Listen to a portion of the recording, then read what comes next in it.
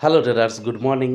সকালবেলা ঘুম থেকে ওঠার পরেই বেশ সুন্দর একটু প্রার্থনা করে তারপরে কিন্তু আমরা ট্রেডিং করতে বসি। তো আজকেও তাই সেম সকাল সকাল উঠে কিন্তু প্রার্থনা করে তারপর ট্রেডিং বসলাম। তো মার্কেট খোলার পরে যে বড় এক নেগেটিভ ক্যান্ডেল দেখলাম তখনই কিন্তু আমি 52,700 পিই বাই করি।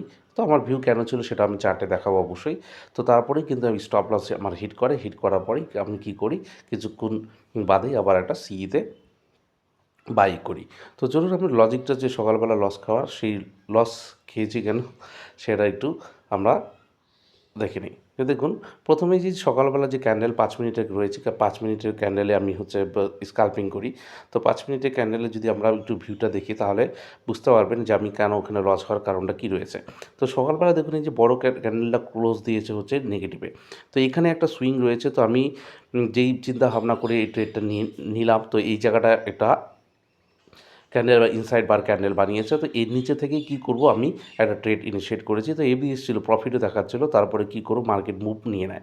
তো মুভ নিয়ে নেওয়ার পর তারপর দেখুন যে কল সাইডে যে জিনিসটা রয়েছে, এই যে কল সাইডে এখানে নামলো, উঠলো, এটা হচ্ছে ক্যান্ডেল। তো এই যে মোমেন্টামটা ভেবেছিলাম এই সুইং পার করার পরে আমি সিইতে বাই করব। তো এই সুইং পার হলো, সিইতে বর্তমান আমার চলছে। তো সিতে যেহেতু চলছে মার্কেট বর্তমান, তো প্রফিটই চলছে।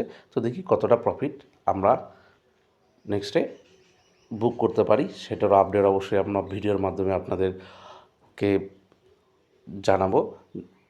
তো চলুন এখন দেখি কি প্রফিট চলছে আমাদের ট্রেডে।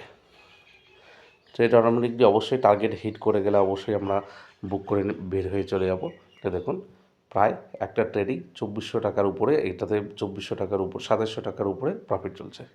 চলুন লেটস সি।